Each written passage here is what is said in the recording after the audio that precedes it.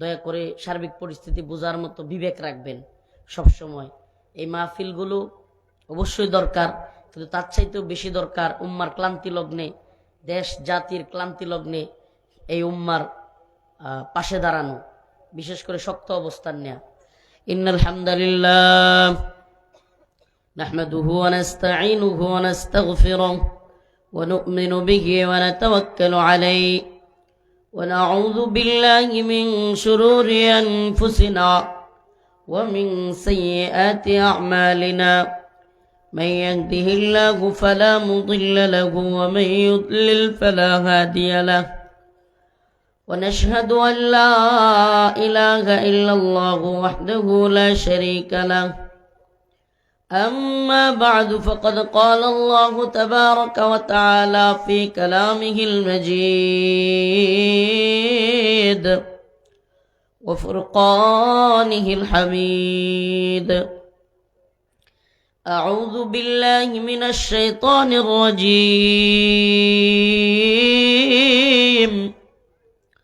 بسم الله الرحمن الرحيم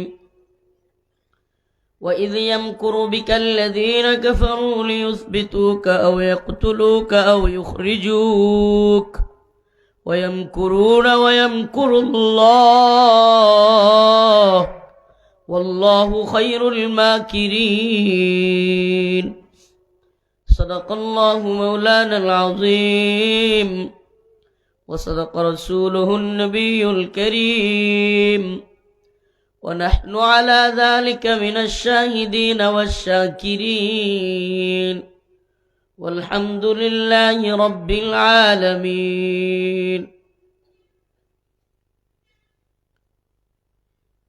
দারুল উলুম মদিনানগর গোয়াতলা বড় মাদ্রাসা তালদিঘি তারাকান্দা মোমেন শাহীর উদ্যোগে আয়োজিত আজকের এই ইসলামী মহাসম্মেলনের সম্মানিত সভাপতি, সম্মানিত উলামায়ে কেরাম, মুরব্বিয়ান আযম, প্রিয় যুবক ভাইরা, স্নেহের ছোট ভাইরা, পর্দানিশীন শ্রদ্ধেয় মা ও বোনেরা, আল্লাহ রব্বুল আলামিনের দরবারে অসংখ্য অগণিত শুকরিয়া যে মহান রব্বুল আলামিন আপনাকে আমাকে কোরআন সুন্নাহ থেকে কিছু কথা বলবার এবং শুনবার তৌফিক দান করেছেন। সেজন্য অন্তরের অন্তঃস্থল থেকে কালিমাতুশ শুকর আদায় করে স্বতঃস্ফূর্ত আওয়াজ করে বলি আলহামদুলিল্লাহ। প্রিয় উপস্থিতি, দেশ জাতি এক চরম ক্লান্তিকাল পার করছে। শত শত ছাত্রদের জীবন দেয়া বিপ্লব, হাজার হাজার ছেলেমেয়ের পঙ্গুত্ব বরণ করে নেওয়া 2024 সালের 5 আগস্টের এক গণ অভ্যুত্থান, পরবর্তী বাংলাদেশ সকলে মনে করেছিল সুন্দর, সমৃদ্ধ, ইনসাফ, ন্যায়, এরকম এক বাংলাদেশ নতুন করে আমরা পেতে যাচ্ছি, এটা সকলেই মনে করেছিল। কিন্তু বড় দুঃখ আর পরিতাপের বিষয়, আফসোসের বিষয়, কষ্টের বিষয় যে 2024-এর 5 আগস্ট পরবর্তী বাংলাদেশে যে যুব সমাজ বিপ্লবের বীজ বনেছিল, যে যুব সমাজ আমাদেরকে নতুন বাংলাদেশের স্বপ্ন দেখিয়েছিল, আজকে সেই সমস্ত যুব সমাজদের প্রধান চরিত্রগুলো, আইডলগুলোই রক্তাক্ত, নির্যাতিত, নিপীড়িত, লাশ হয়ে তারা তাদের মায়ের কোলে ফিরে যাচ্ছে, কবরে চলে যাচ্ছে। এক নির্মম বাস্তবতার মুখোমুখি দাঁড়িয়ে আমাদের বাংলাদেশ। প্রিয় মাতৃভূমি, আসলে আমরা যেই প্রকাশ্য জালিমকে দেখতে পাই, ওই জালেম আসল জালেম না। ওই প্রকাশ্য যারা গোলামি করে, ওই জালেমদেরকে যারা আড়াল থেকে কলকাঠি নাড়ে, ওরাই হলো সবচাইতে বড় জালিম। ওই আড়ালের জালিমরা এখনো আছে, তখনও ছিল। এরা চেষ্টা করছে আবারও তাদের কোনো গোলামের সরকার, তাদের কোনো পুতুল সরকার এই বাংলাদেশের মুসলমানদের উপর চাপিয়ে দেওয়ার জন্য। গোলামির চেহারাটা ভিন্ন হইতে পারে, চরিত্রটা ভিন্ন হইতে পারে, কিন্তু ওই একই চেয়ারে তারা খোলস পাল্টে এক ভিন্ন কাউকে বসাতে চাচ্ছে। বিষয়টা অনেকটা এমন যে পুরাতন মদের বোতলে নতুন মাল আমদানি করা, একটু রিপেয়ারিং করে ওই ভিতরে মাল যা দেওয়ার ওইটাই দেওয়া। আমি আপনাদের সামনে কোরআনের একটা আয়াতে কারিমা তিলাওয়াত করেছি, সূরাতুল আনফালের 30 নম্বর আয়াত। আল্লাহ রাব্বুল আলামিন বলতেছেন, وَإِذْ يَمْكُرُ بِكَ الَّذِينَ كَفَرُوا لِيُثْبِتُوكَ أَوْ يَقْتُلُوكَ أَوْ يُخْرِجُوكَ وَيَمْكُرُونَ وَيَمْكُرُ اللَّهُ وَاللَّهُ خَيْرُ الْمَاكِرِينَ।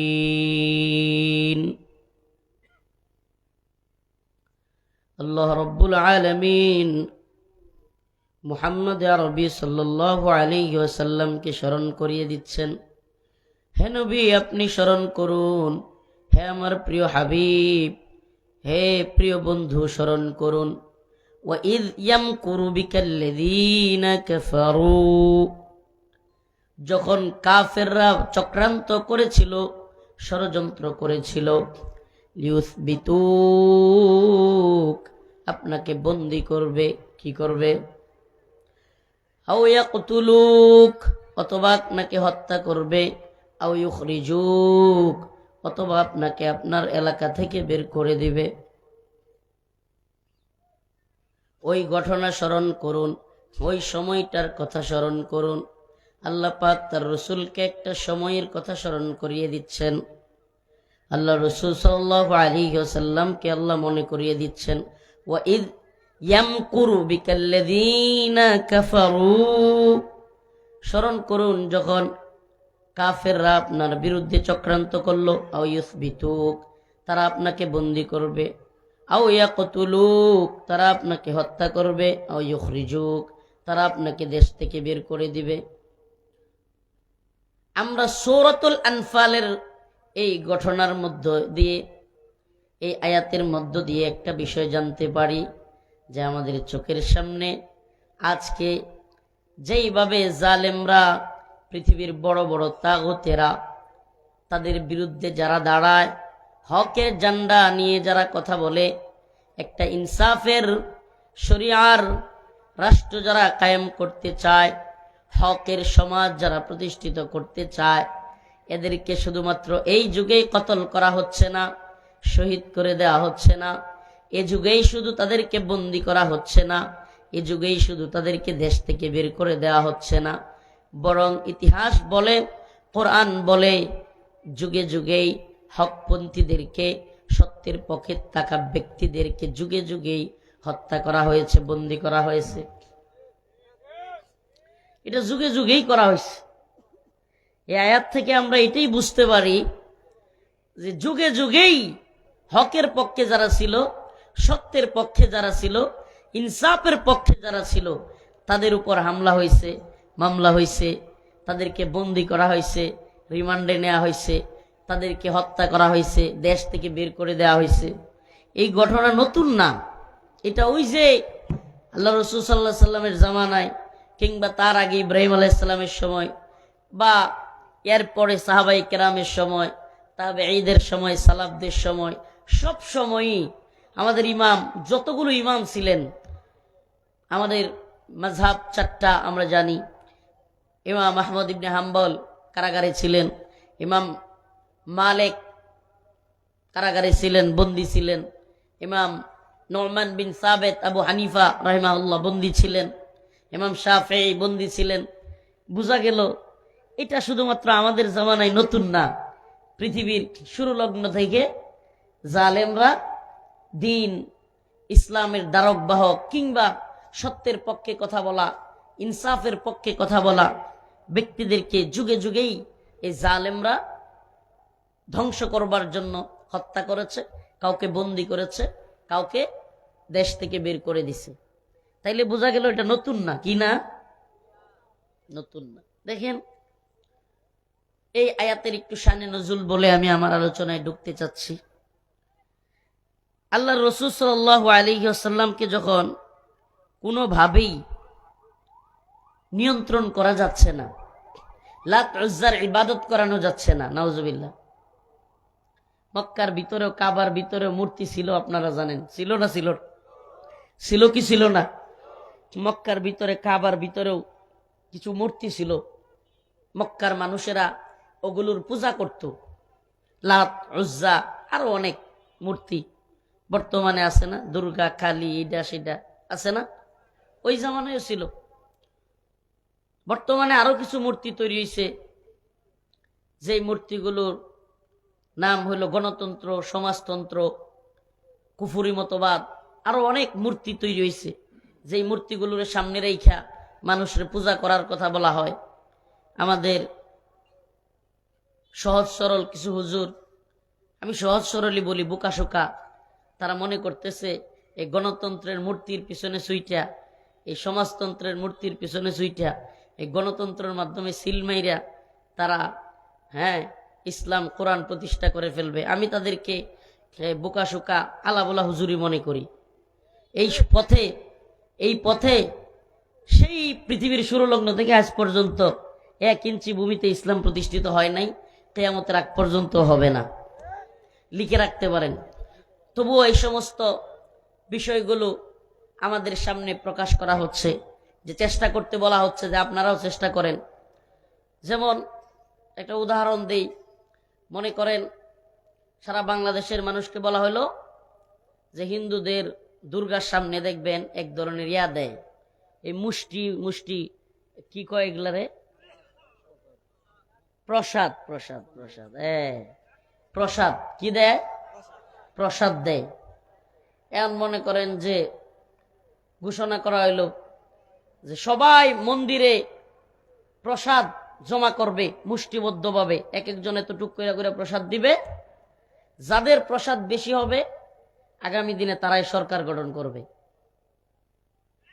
বুঝেন নাই মনে হয়? এই প্রসাদ জমা কইরা সরকার গঠন করা আর এই বুড়াবুড়ি দিয়া সরকার গঠন করা একই জিনিস। এইগুলা ইসলাম কোরআন সুন্নাহর সাথে ন্যূনতম এগুলো সম্পর্ক নাই। কারণ আল্লাহ বলছে ওয়ালাকিন্না আকসারাহুম জাহিলুন ওয়ালাকিন্না আকসারাহুম ফাসিকুন ওয়ালাকিন্না আকসারাহুম জালিমুন। সমাজের অধিকাংশ মানুষ জালেম, সমাজের অধিকাংশ মানুষ ফাসিক, সমাজের অধিকাংশ মানুষ জালেম। ফাসিক, জালেম, জাহেল মানে জানেই না। তাইলে অধিকাংশ মানুষ যারা জানে না, এরা কি চান্দাবাজ, টেন্ডারবাজ, জুলুমকারী? এদেরকে ভোট দিব নাকি হুজুররে দিব? দিত না। এগুলা রাজনৈতিক কথা না, বুঝার চেষ্টা করেন। দিবে না। এই সমাজের আপনার কি মনে হয় বেশিরভাগ মানুষ বালা? এই সমাজে বেশিরভাগ মানুষ ভালো? অনেকে কয় হুজুর বালা মানুষ নির্বাচিত হয় না কেন?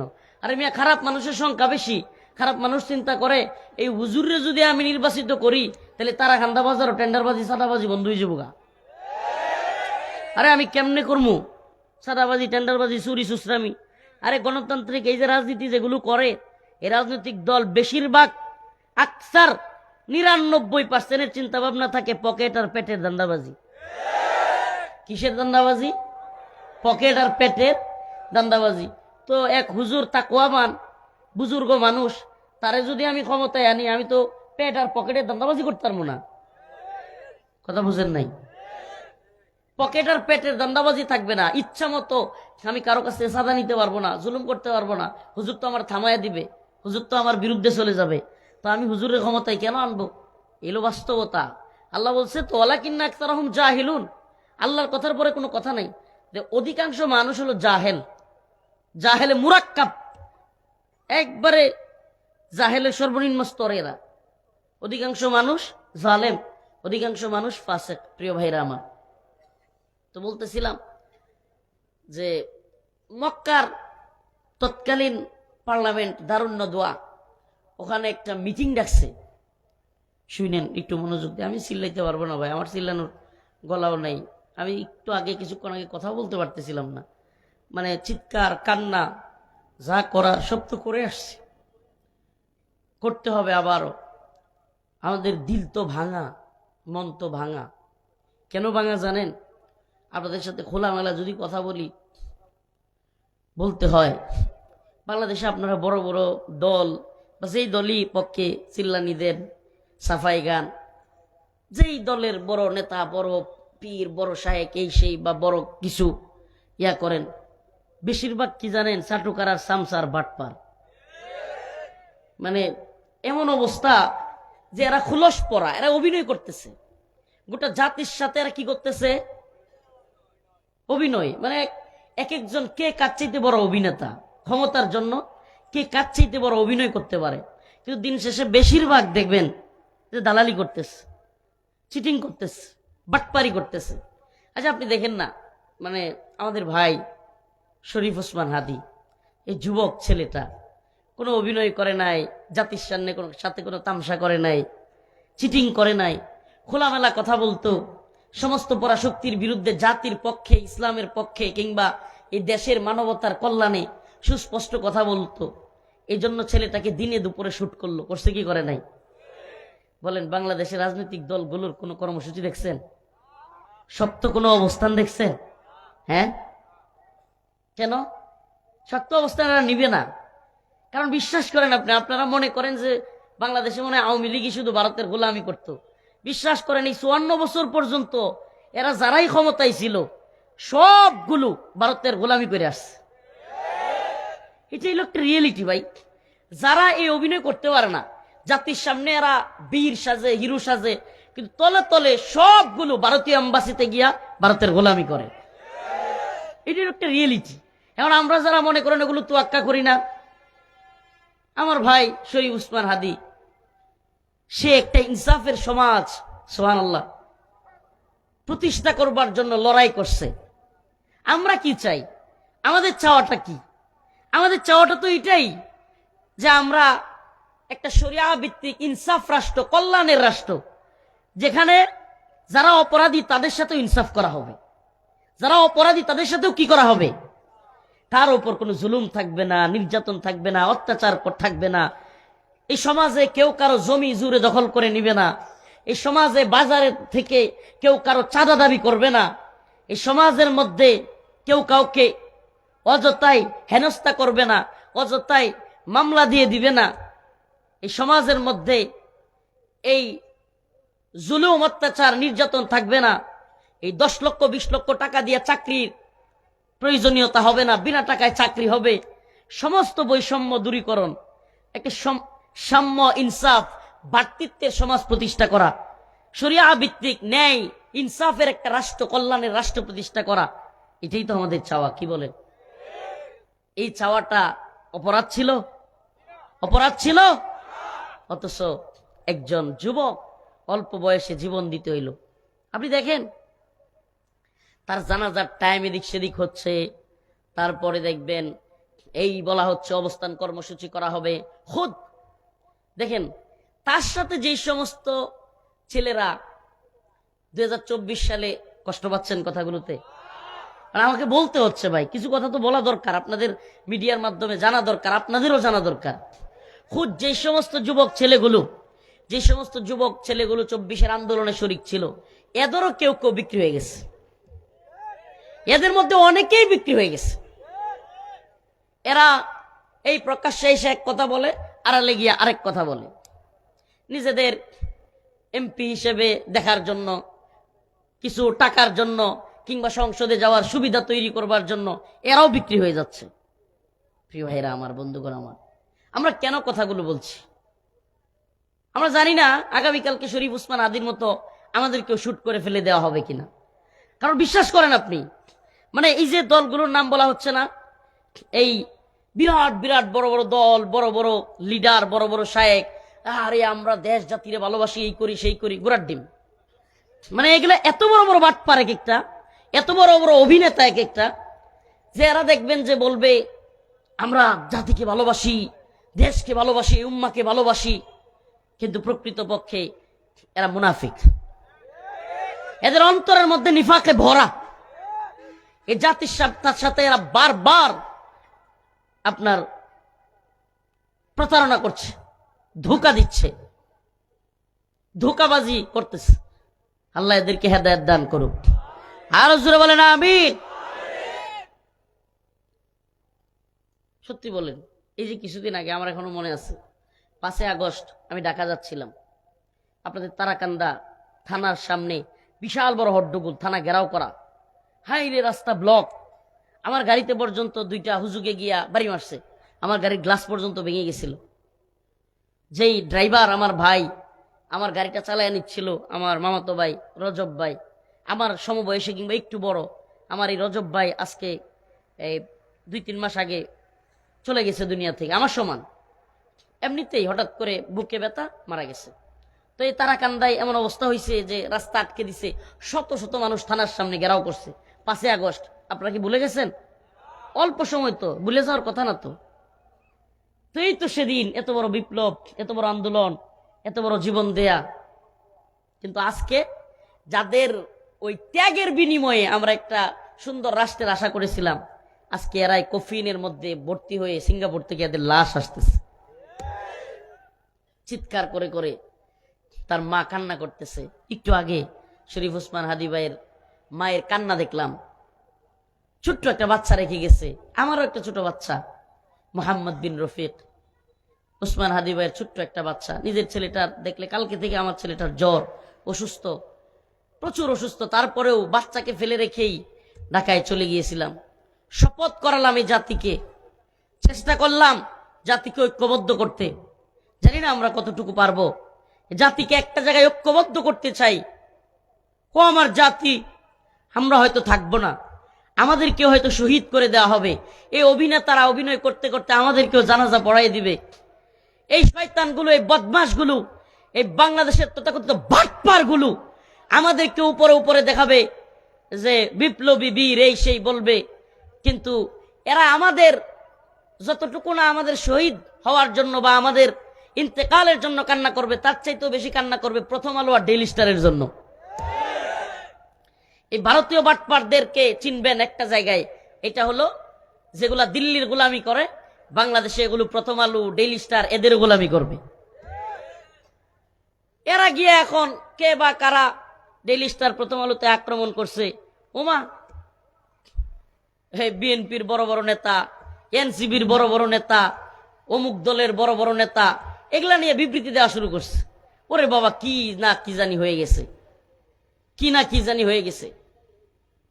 আসলে রিয়েলিটি হলো এরা দেশকে ভালোবাসে না, এরা এই জাতিকে ভালোবাসে না, এরা এই উম্মাকে ভালোবাসে না।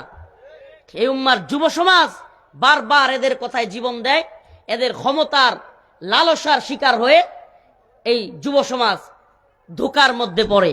কিন্তু এই যুব সমাজ কখনোই, যারা ইনসাফের রাষ্ট্র প্রতিষ্ঠা করতে চায়, এরা কখনোই ক্ষমতার স্বাদ পায় না। আমি আপনাদেরকে বলি, এই ছোট্ট জীবনে আমাদেরও একটা চাওয়া ভাই, আল্লাহ মাফ করুক, কোনো অভিনয় জানি না তো, আপনাদের সামনে খোলামেলা কথা বলে যাই। আমাদেরও একটা চাওয়া, ওই যে আমার ভাই হাদি যেমন বলে গেছিল যে একটা ইনসাফের রাষ্ট্র প্রতিষ্ঠা করা, যেমন একটা ছোট্ট জীবন লিড করতে চাই। আমাদেরও 70-80 বছর বাঁচার কোনো শখ নেই আসলে। 70-80 বছর বাঁচবো, বৃদ্ধ হব, নাতিপুতি দেখা যাব, নাতিপুতিরা বিয়ে করবে, হ্যাঁ, তারপরে তাদের সাথে আমোদ ফুর্তি হবে, অনেক সম্পদ হবে, যশ খ্যাতি হবে, কিংবা এই দেশে প্রধানমন্ত্রী হব, হ্যাঁ, এই দেশের ক্ষমতায় যেতে হবে। এই দেশে এগুলার কোনো খেয়াল আমাদেরও নাই। এরকম একটা জীবন লিড করতে চাই। আমরাও অন্তর থেকে এটা লালন করি যে ছোট্ট জীবন হোক, কিন্তু এই জাতিকে যেন বুঝাই যেতে পারি, ও আমার জাতি, তোমরা ইনসাফের পক্ষে, শরিয়ার পক্ষে, ন্যায়ের পক্ষে একটা রাষ্ট্র প্রতিষ্ঠার জন্য লড়াই করো, এবং তোমরা তোমাদের প্রকৃত শত্রুকে চেনো।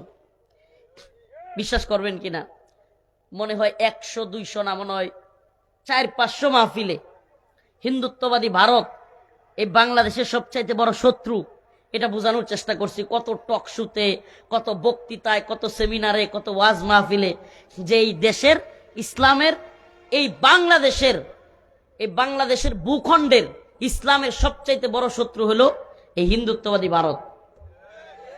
বিশ্বাস করবেন কিনা, এটা জাতির এতটা বুঝাইতে পারি নাই। কিন্তু এক শরীফ ওসমান হাদি ভাই জীবন দিয়া একবারে মানুষের সামনে সহজভাবে বুঝাই দিয়ে গেছে। ওয়াজ দরকার হয় নাই, আওয়াজ দরকার হয় নাই, বক্তৃতা সেমিনার দরকার হয় নাই।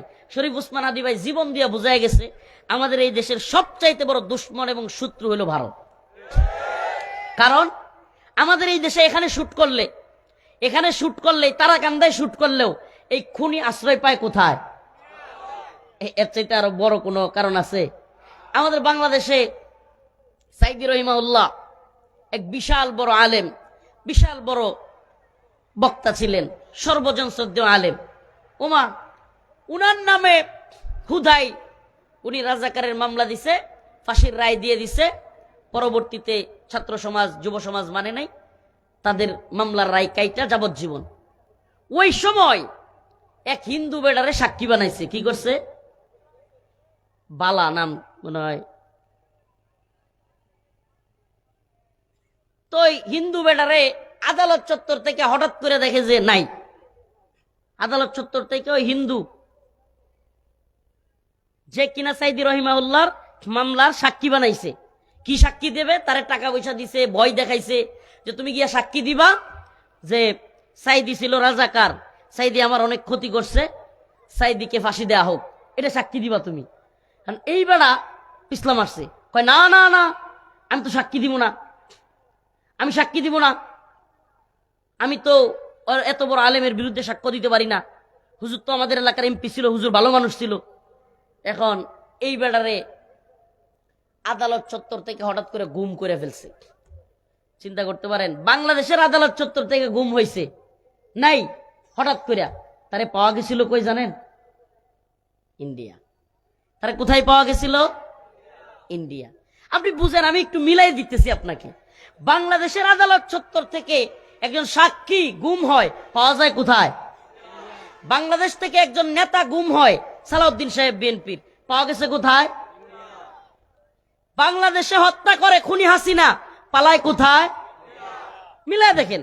বাংলাদেশে হত্যা করে বাচ্চাদেরকে হেলিকপ্টার থেকে গুলি করার অর্ডার দেয়, মাল খায়া মদ খায়া টাল হয়ে থাকে কামাল, ওই স্বরাষ্ট্রমন্ত্রী কামাল রে পাওয়া যায় কোথায়?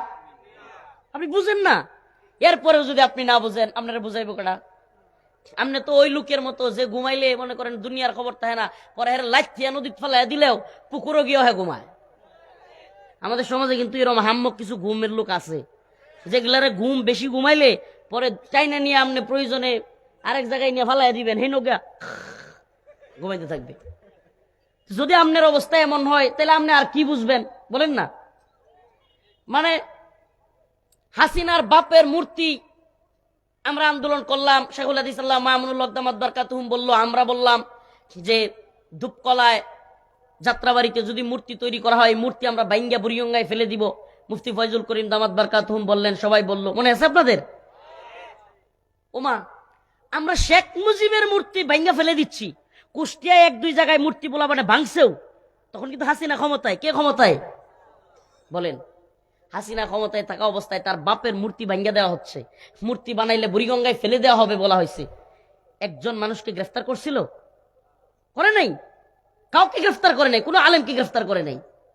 ওমা, যেমনি আমরা মোদির বিরুদ্ধে আন্দোলন শুরু করলাম, ওরি বাবা, একে একে মানে বাপের দরদ নাই, মোদির দরদ বেশি। আপনাদেরকে এর চাইতে আর কি বুঝাবো যে বাপের মূর্তি ভাঙা হচ্ছে, তবুও হাসিনা কোনো আলেমরে কি করে নাই, কারাগারে নেই নাই।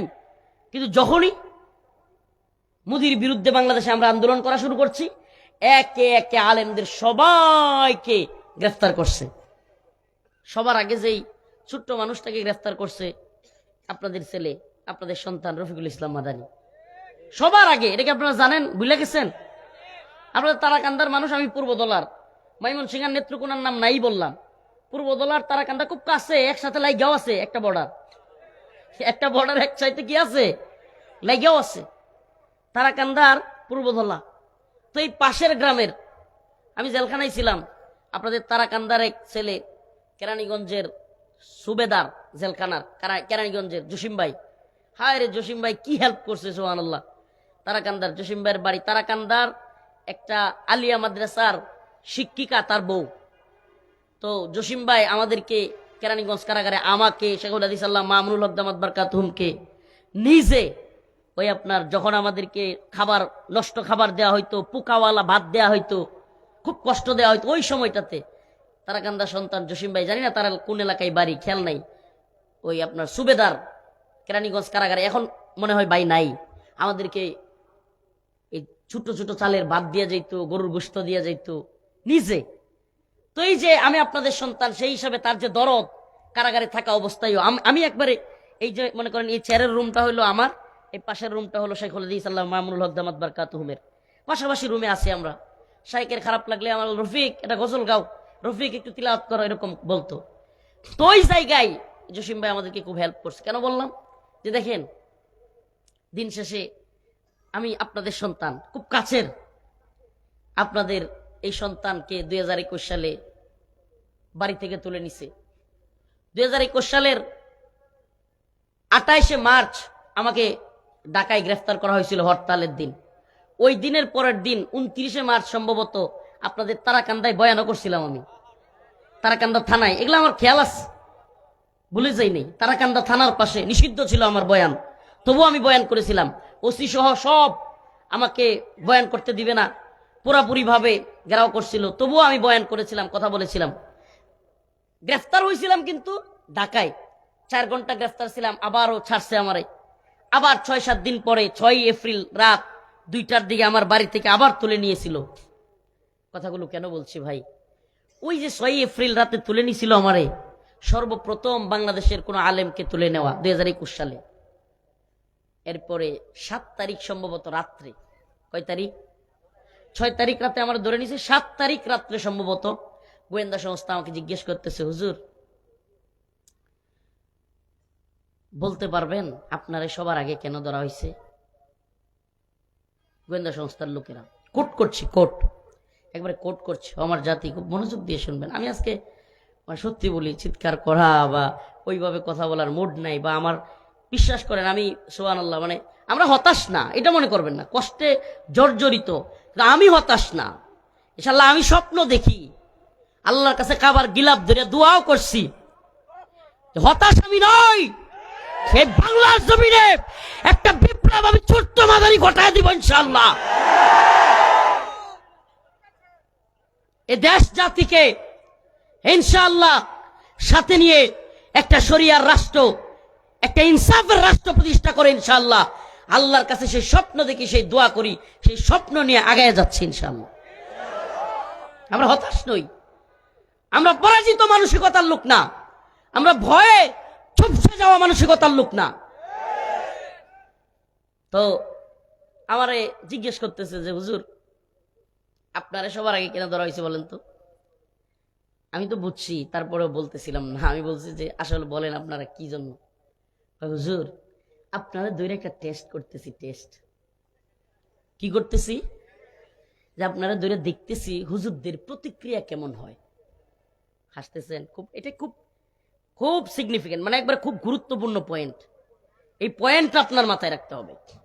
এই পয়েন্ট যদি দেশ জাতিকে ভালোবাসেন, ন্যূনতম ভালোবাসা থাকে, আর যদি মনে করেন হুজুর এই মাহফিল আইসি আরিফ বিন আবিব সাহেব তো ওর বক্তার নাম শুনছি, আইসি ভাইরাল বক্তা 2 জন দেখে যাই, সকালে হিরির ট্যাক্টার, রে উঠছস রে উঠছস, দানকে তো যাইতে না রে, এই এখনো গরু ঢিলে বাইরেছিস না, এই চিন্তা যদি আপনার ভিতরে থাকে, আপনারা কেমনে বুঝাবো? বুঝানো আমার সম্ভব না। এই যুব সমাজকে বলি ভাই, শুধু চিন্তা ওই কি কয় এগুলাই করো না, দুনিয়াবি চিন্তাই করো না। নিজে একটা মসজিদে খতিব হন লাগবো, আর ইমাম হন লাগবো, কিছুটি আদিয়া হন লাগবো, ঘর সংসার চালানি লাগবো, একটা বিয়া হরণ লাগবো, একটা ভালো বউ লাগবো। এই যদি হয় তোমার চিন্তা ভাবনা, তাইলে তোমার আমরা বের করতে পারবো না এই চিন্তা থেকে। উপায়ও নাই, উপায়ও নাই তোমাকে বের করার। প্রিয় যুব সমাজ, তোমার দিকে তাকায় আছে জাতি। যৌবন যার, যুদ্ধে যাবার সময় তার।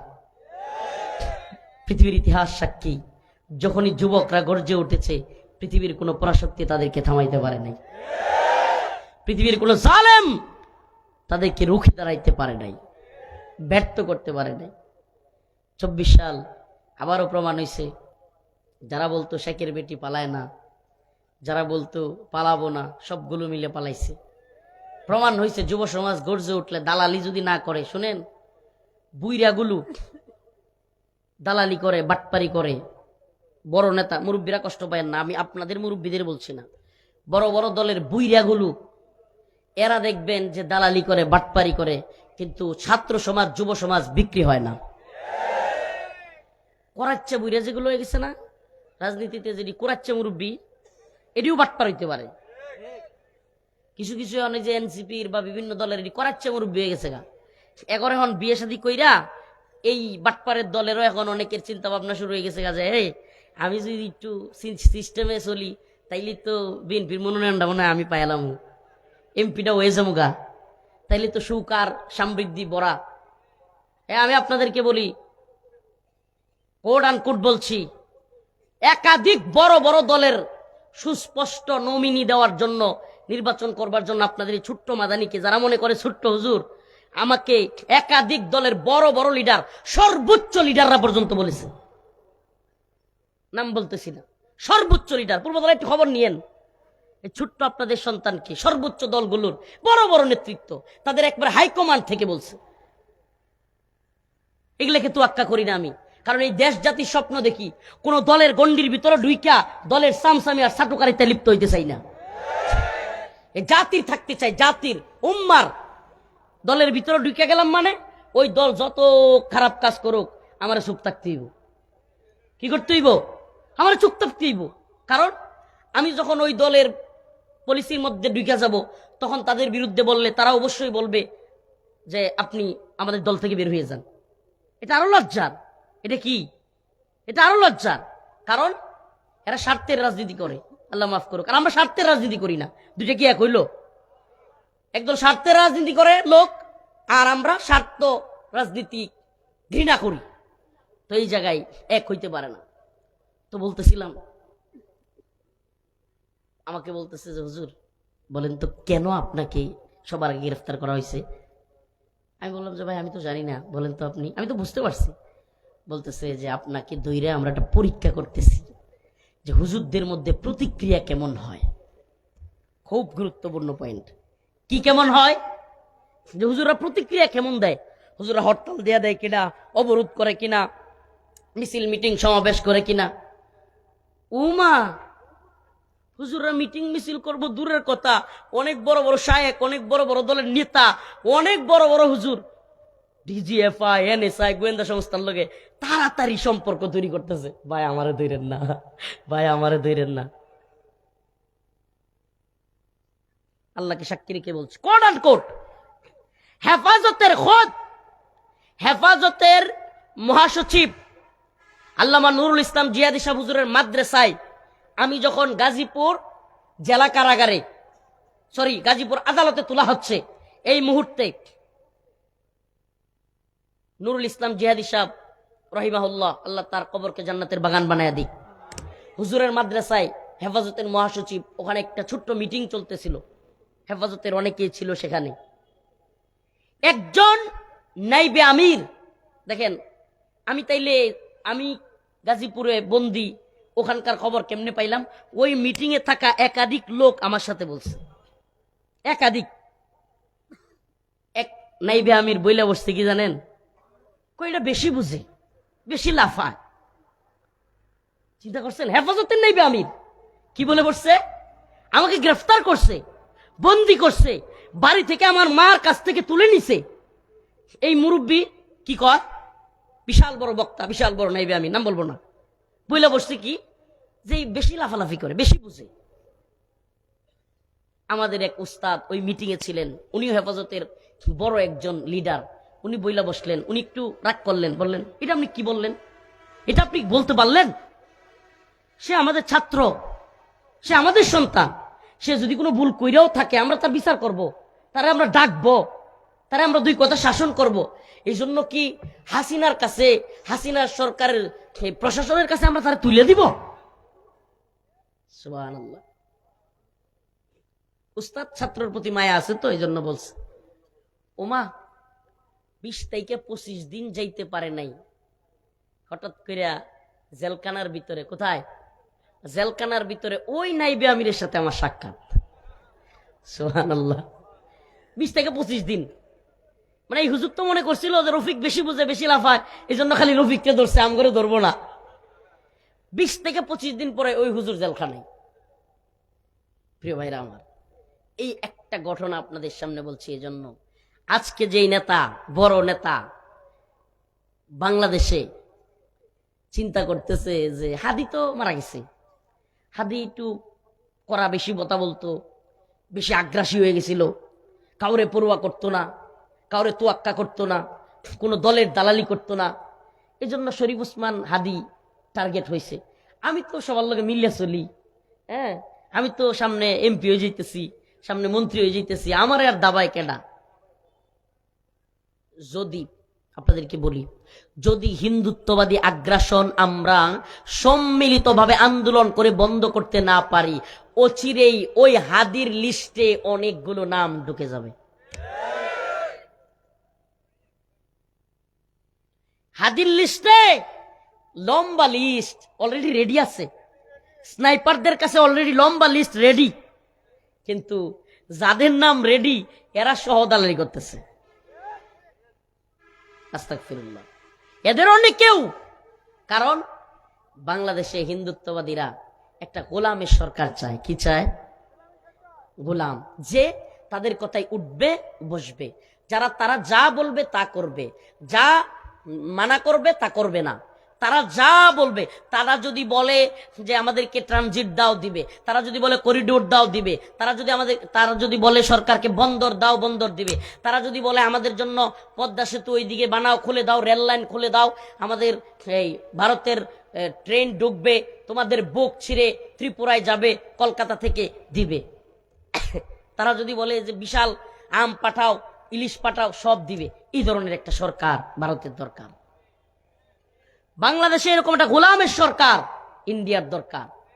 এই জন্য ইন্ডিয়ার এই গোলামির জিনজিরে আবদ্ধ সরকার দরকার বলেই যেই সরকারি আসুক, ইন্ডিয়া চায় তারা যেন তাদের গোলামি করে। প্রিয় ভাইরা আমার, বন্ধুগণ আমার, তা আমরা কি আল্লাহর গোলামি করব না হিন্দুত্ববাদীদের? বলেন, আমরা কি আল্লাহর গোলামি করব না হিন্দুত্ববাদী ভারতের?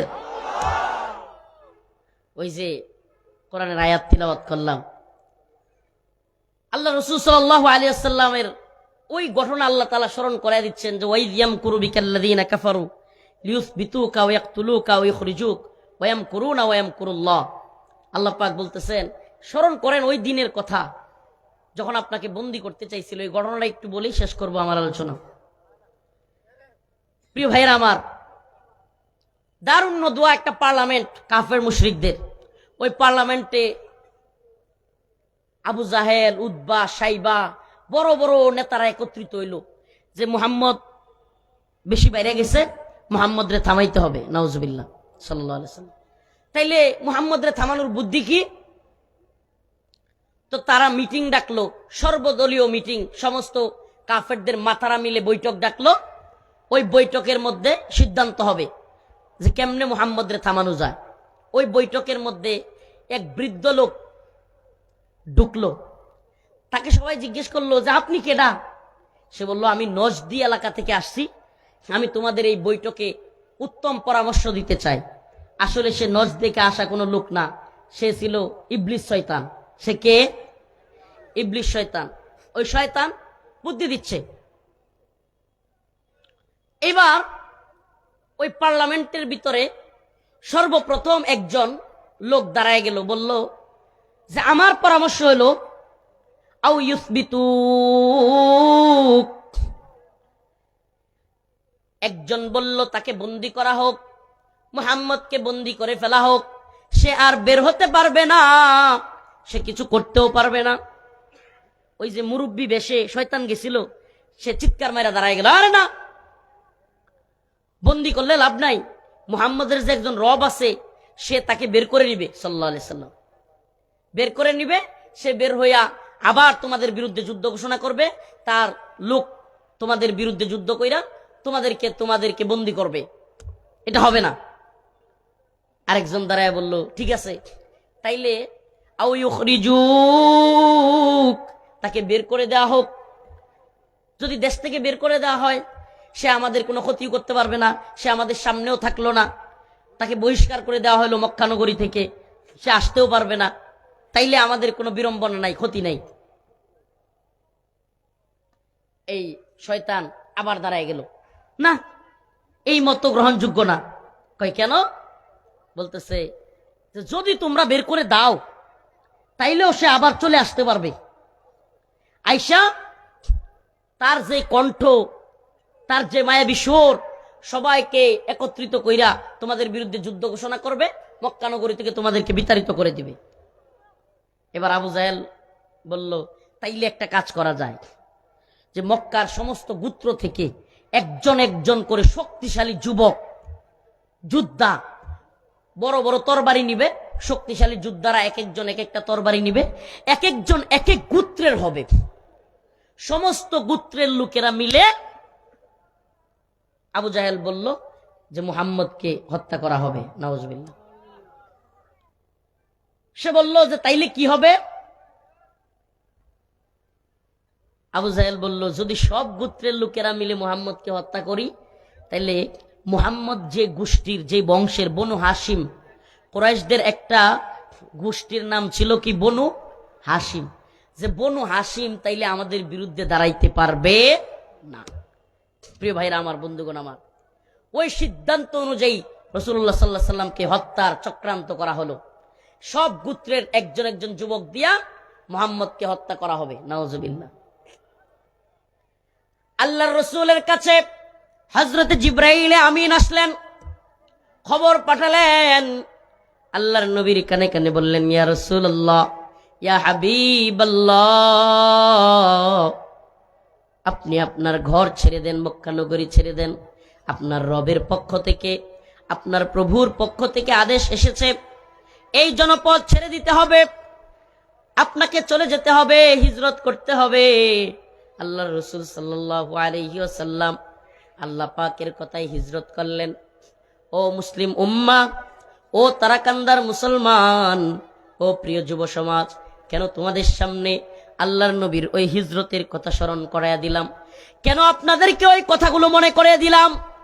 একটাই কারণ, মুহাম্মদে আরবীকে যেমন হত্যা করতে চেয়েছিল, আজকেও যারা শরিয়া প্রতিষ্ঠা করতে চায়, যারা ইসলাম প্রতিষ্ঠা করতে চায়, যারা ইনসাফের সমাজ প্রতিষ্ঠা করতে চায়, ওই সমস্ত জালেমরা, ওই সমস্ত তাগুতেরা তাদেরকে হত্যা করতে চায়।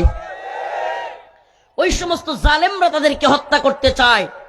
কিন্তু আমরা শপথ করি, ও তারাকান্দার যুব সমাজ, ময়মনসিংহের যুব সমাজ, আসো আমরা শপথ করি, আমরা শপথ করি, আল্লাহকে জানাই, আয় আল্লাহ, আপনাকে সামনে রেখে শপথ করছি, হিন্দুত্ববাদী আগ্রাসন যদি বাংলার জমিনে চলে, আর কোন যুবককে বাংলার জমিনে শহীদ করা হয়, ইনশাআল্লাহ প্রয়োজন হলে এই ভূখণ্ড রক্ষা করবার জন্য, এই দেশকে রক্ষা করবার জন্য, এই উম্মাহকে রক্ষা করবার জন্য, এই দ্বীনকে, শরিয়াহকে ভুলণ্ঠিত করবার জন্য প্রয়োজনে আমরা হাতে অস্ত্র তুলে নেব ইনশাআল্লাহ।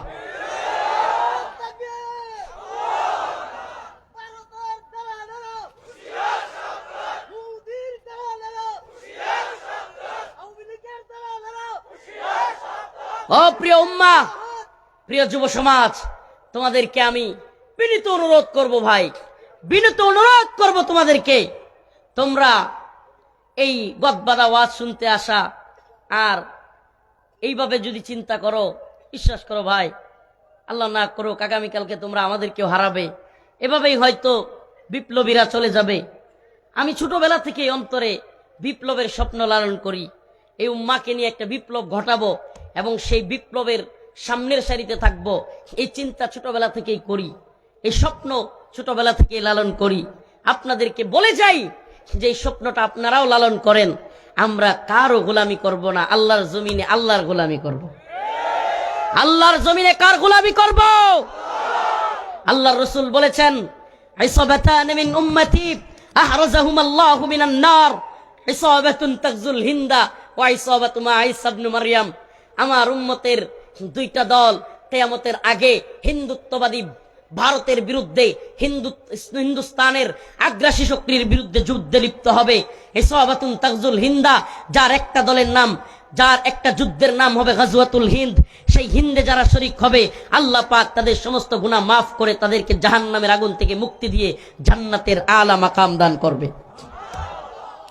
আমার রাসূলের কথা সত্য, আমরা সেই মুজাহিদিনদের কাতারে শরীক হইতে চাই, সেই জিহাদে শরীক হইতে চাই। আল্লাহর রাসূলের কণ্ঠে, আল্লাহর রাসূলের কথাই বিশ্বাস স্থাপন করে সেই গজওয়াতুল হিন্দে শরিক হয়ে হিন্দুত্ববাদী বড় বড় নেতাদেরকে আল্লাহর রাসূল বলেছেন মুজাহিদরা বিজয়ী হবে। হিন্দুত্ববাদী বড় বড় নেতাদেরকে টেনে হিচড়ে গলায় রশি বেঁধে বাইতুল মাকদিসের দিকে নিয়ে যাব। সেই স্বপ্ন আমরা লালন করি। ইনশাআল্লাহ বিজয় আমাদের হবে। নাসরুম মিনাল্লাহ ওয়া ফাতহুন করিব ওয়া বাশশিরিল মুমিনিন। আসসালামু আলাইকুম ওয়া রাহমাতুল্লাহি ওয়া বারাকাতুহু।